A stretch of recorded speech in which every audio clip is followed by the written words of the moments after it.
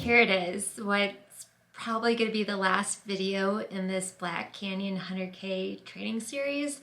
I could end up doing one more, we'll see, but this very well could be it.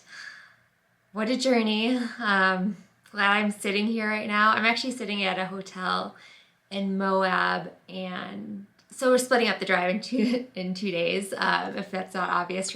I know you might not know the landscape of the US or Colorado from Arizona where the race is right now, but Utah is kind of like the halfway with the driving point. And I love Moab. It's really hard to be in Moab and not go on some like epic trail runs. But maybe I'll get to see a little bit of cool scenery tomorrow. But gotta make the drive, finish the drive down to Arizona.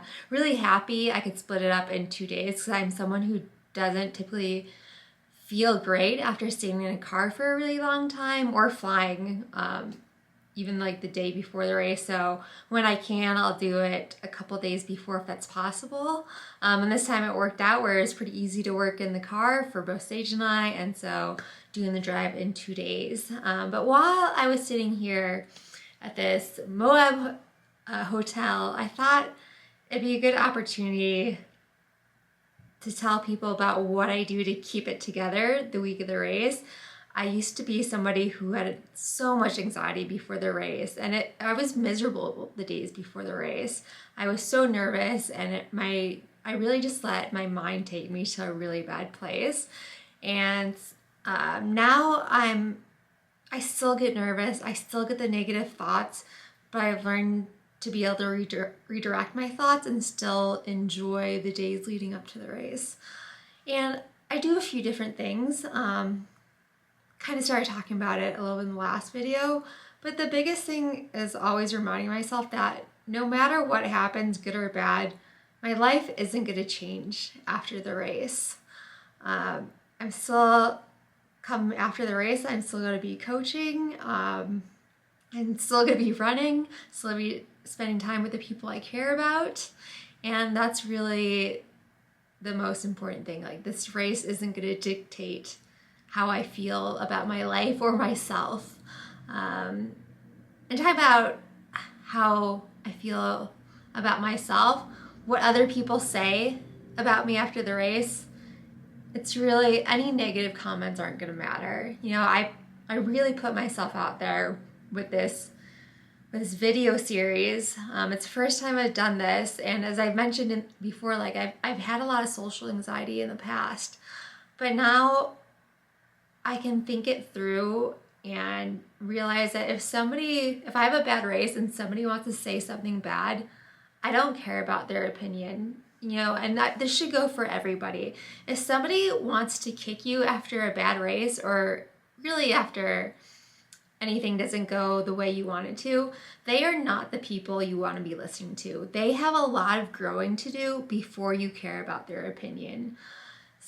And that's really where I'm at with that. Like, I don't care about what those people think anymore. Like, I'm into caring or listening to people, at least, who want to bring people up.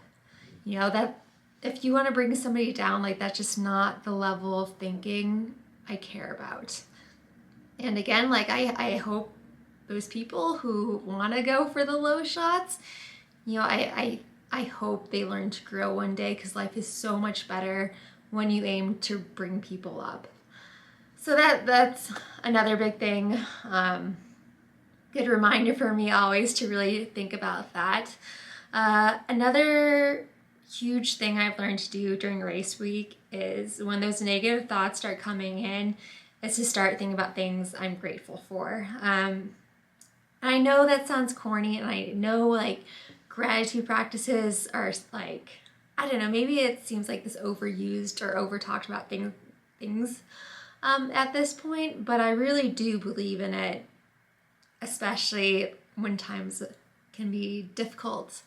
You know, and I admit, like, I've had a lot of not so great thoughts come into my mind this week, and that's okay. I don't feel the need to, like, force or try to, like, force a mindset where negative thoughts don't come in, because that might be unrealistic, or at least it's unrealistic right now. So it's not about saying, hey, negative thoughts, you just you're not going to be able to come in because that's not going to work. It's just about being able to redirect my mind when those negative thoughts come in.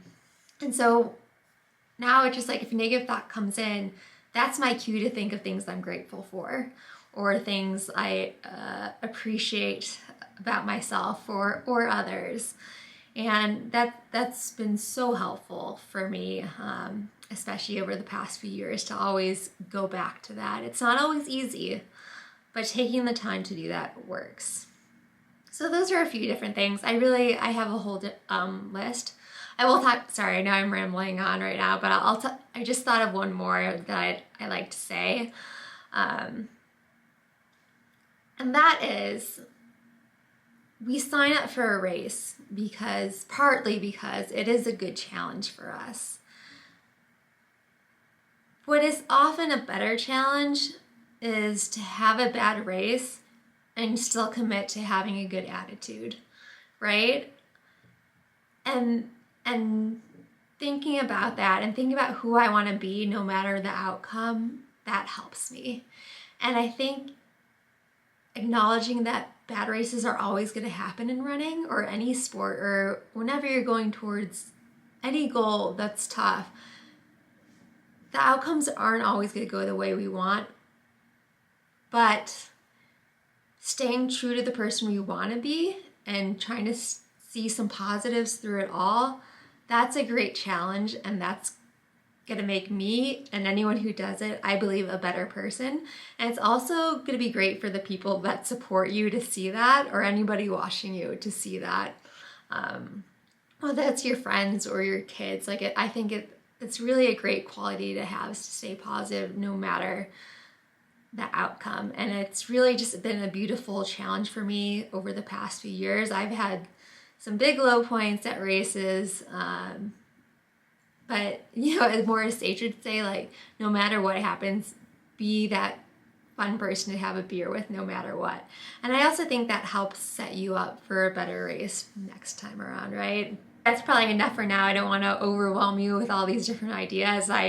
Better just to let those soak in if you're in that position where you could use some help before races. And let's see, I have a little bit of mobility and stretching to do just after a long car ride. It's hard to do that sometimes. I kind of want to just turn on the TV and lay in bed. But I know just taking at least a couple minutes to give my hip flexors some love is important. So I'm going to do that. And I think I'm going to take you with me the next couple of days. We'll see what I have time for and what feels not stressful to be honest. But yeah, I'll check in with you later.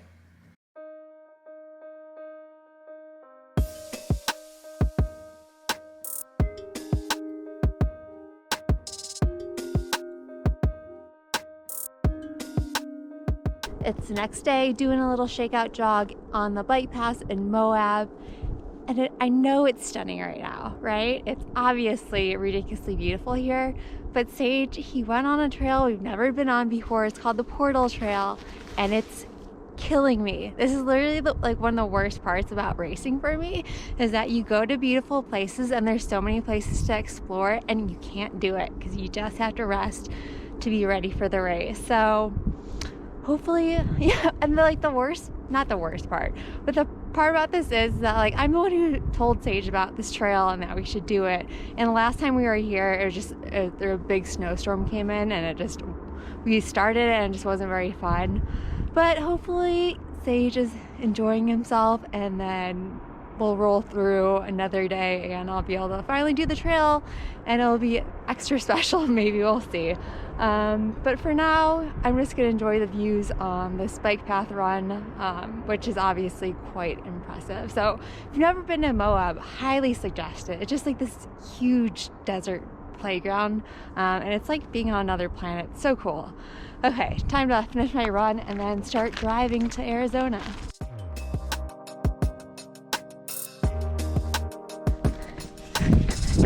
Found some dirt.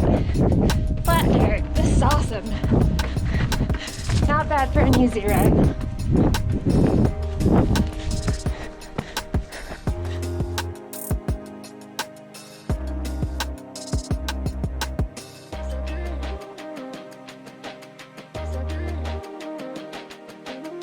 So Sage and I were probably to get late checkout because of this flat trail adventure I found. But you can see why. It's really hard not to take your time, soak in the view, show you the view. And I think we can swing a late checkout. It's not too busy in Moab right now.